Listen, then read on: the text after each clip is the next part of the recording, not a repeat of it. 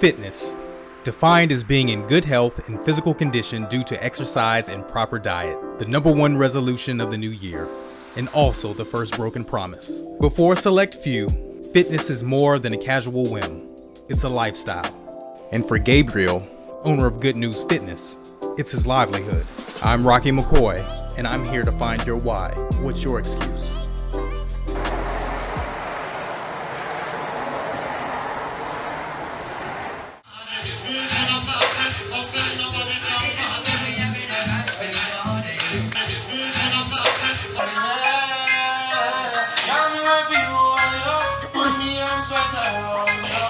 Born and raised in the DMV and educated at Hampton University, Gabe, as he likes to be called, began his journey in athletics, playing everything from basketball to football and even running track. But it wasn't until he became focused in the gym that Good News Fitness was born. I basically started at 23 years old. That was my first competition in 2015. And from there, I was like, maybe I'll just do it just to try it. But it's become something so addictive. So I just kept doing it. And here I am today still doing it. Why spend so much time developing your body? For me, it's the feeling and satisfaction of doing things that a small percentage of the population would do. All the work, the months that I've taken towards developing my body, my mindset, I get to display it on the stage. So it's an extension. The stage for me is an extension of my daily life. Discipline, the number one thing anyone needs to succeed. But in bodybuilding, discipline comes down to every minute muscle. If I'm doing a shoulder press, for example, anybody, this is like a basic movement, but if I want to specifically focus on whether it's the anterior head of my shoulders or even my rear delts or certain parts of these muscles, the small muscles that are within my joints, I'm able to focus on it, whether it's turning my wrist forward, back. So it's very detailed oriented when it comes to the training. Discipline, even down to the gram of each bite. The eating was the most hardest part in the beginning. Like I was working out, but the eating, I just didn't really dial in. I'm eating bad. I'm just gonna change it because I wanna see what I can really bring out of my body. I wanna maximize my results. So it was one day where I'm like, all right, I'm gonna just change this. So I started meal prepping, and then honestly, it was almost like cold turkey, but that's when I started really developing the habits and the regimen. After doing several body competitions, Gabe decided to bring his talents back to Maryland to be a personal trainer and spread the good news of being fit to his community. I started in the industry working for like big chain gyms, working under their leadership and just working for the gym. So I took those tools that I've learned in reference to just how to manage people, how to work with people, and then I was like, okay, why continue to sit here and make this man rich and I'm doing all the work. I'm spending 10, 12 hours a day just training one person and I'm being burnt out. Why continue to do that? And that was just for a few months for me. And I'm like, nah, this is not it. And I said, I'm gonna go do my thing. In reference to the name Good News Fitness, that comes from, it's biblical for me. So my name is Gabriel. So in the Bible, Gabriel is the archangel who came and delivered the good news to Mary that she was gonna have a baby. So Good News Fitness, that's what Good News Fitness has been formed from, that whole story. And I'm here to deliver and share the good news of why being healthy and fit is the best thing that anybody can do. Now, just because you have a love for something doesn't mean you don't have periods where you don't like doing it. And for Gabe, there have been moments where he's fallen off. Because I feel like I'm called to do this, even when I did fall off, because I'm gonna be real, there's times where I have fallen off, periods in my life where I had fallen off, but fitness or exercise always found its way back to me because I like the feeling of exercising. For me, if I'm not up, if I complain, hey, I don't feel like going and I'm not going, that can negatively influence somebody else because you never know who's looking or who's watching or who's depending on you. So me taking the thought and focus off of how I feel and knowing how much I can impact and influence others, that's the reason why I do get up 6 a.m. in the morning. That's the reason why I consistently do what I'm doing. And even if it's not in the gym, I just know there are people who are depending on me to be at my best. To say the early bird catches the worm is an understatement, as Gabe is usually up before the bird and the worm. He starts his day at 4 a.m. with a quick workout and breakfast, into the gym by 6 a.m. to train his clients, and by noon, he's focused on the business side of things. Marketing is everything. I hired a wonderful marketing consultant named Van, who has helped Good News Fitness and helps me with my marketing tools, my marketing needs. And because of our collab and his expertise and us bouncing ideas off of each other, things are growing in the right direction. So invest in some type of marketing. It doesn't, whether it's a person, even if it's just you getting advice, a consultation, 20, 30 minutes speaking with somebody, and then you can take that information and go from there. Whatever it is, invest. Take the time to invest in that piece from a marketing standpoint in your business. After promotions, it's studying techniques, and from 5 to 8, it's the afternoon wave of clients. But of course, for every thankful client, Gabe has to deal with inconsistent ones.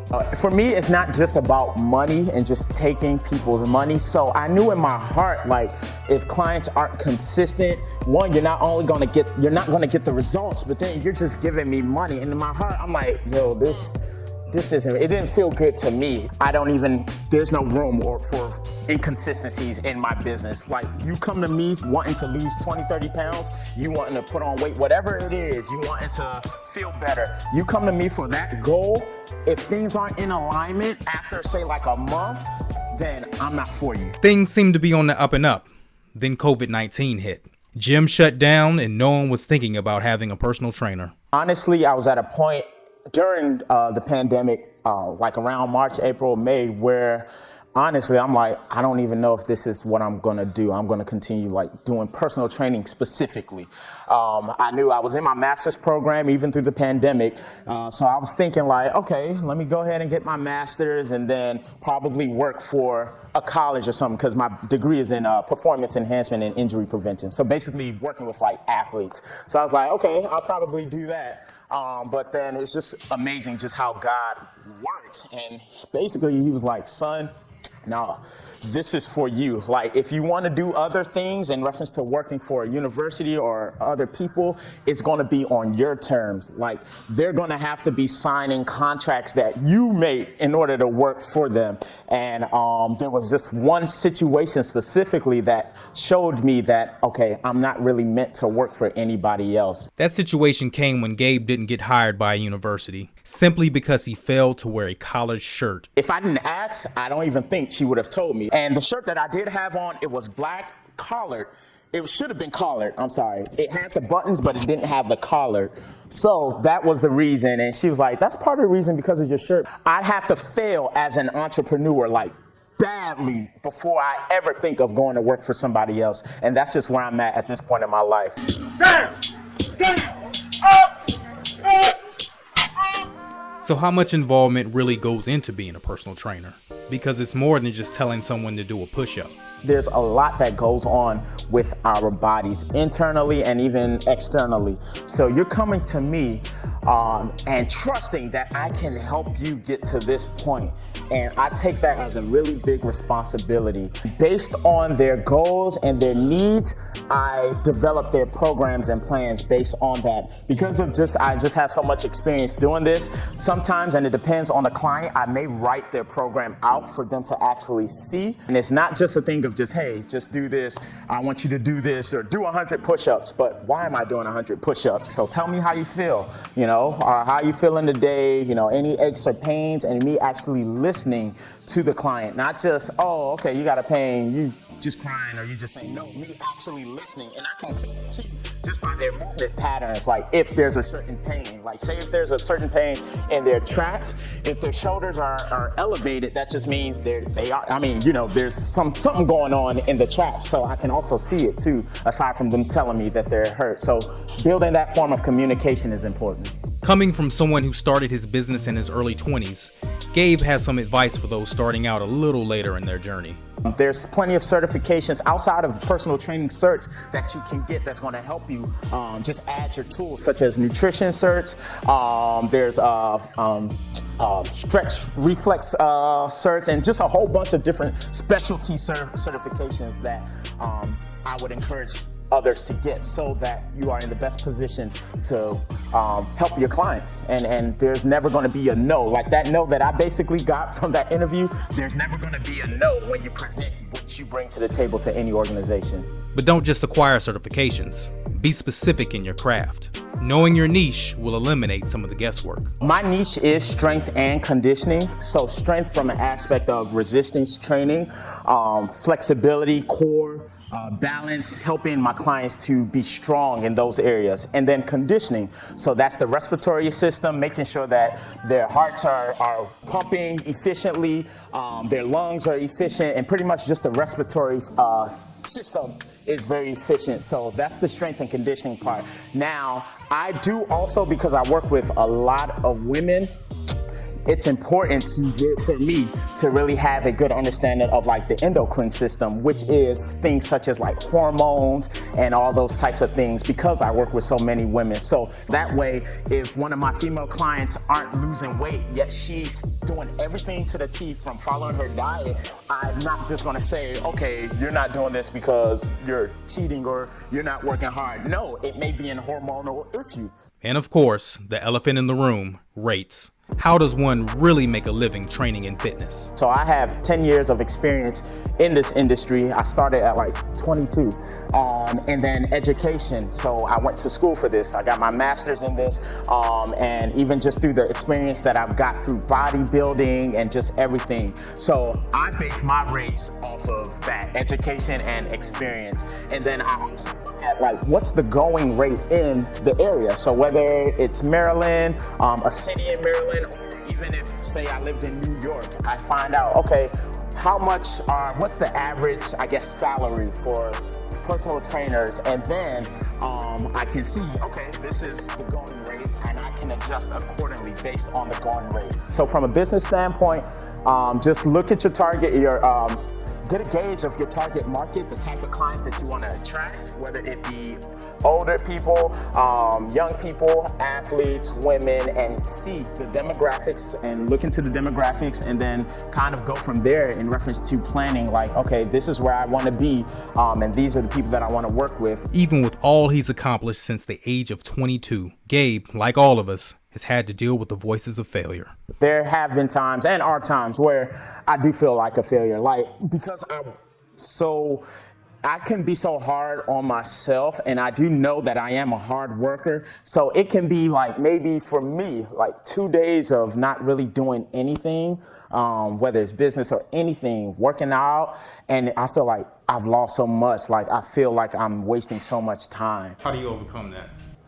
By setting goals and actual steps. So like for me now, I have a planner. This isn't something that I've done years ago. Like, I actually use a planner now. So what I need to do on tomorrow is written out in my planner. And by at least seeing it, I know, okay, that I can at least do one thing or two things that's on that plan.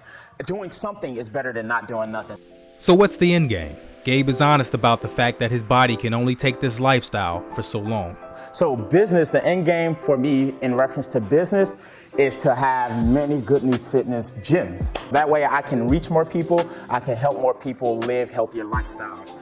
In reference to me personally, I want to consistently do this and like have workshops, seminars, and do that for like even till I'm like 60, 70. That's nothing that I have to do in reference to lifting weights, traveling the world, speaking, sharing my story, and really just spreading the good news of health and fitness. As always, I end my interview with these last two questions. What advice would you give your younger self? There's so many things that at this point in my life, I know I could have accomplished had I not had procrastinated. So I would tell my young self to stop procrastinating. Don't procrastinate. It's a killer of dreams. If you're not doing things on a day-to-day basis to progress and to get closer to where you need to be, you're not getting better. And what advice would your younger self give you? My young self would tell me now to continue to step on stage and continue to compete and continue to do this for as long as you can. Come on, Christina, keep going. I move differently because of just what God is doing in me, and He's allowing me to do things that's challenging for other people to do. He's allowing me to do what people may think is impossible. I say good news, who say fitness? Good news! Fitness! Good news! Fitness! I love y'all. What's up, y'all? My name is Gabe, owner of Good News Fitness. Good News Fitness is my excuse. What's yours?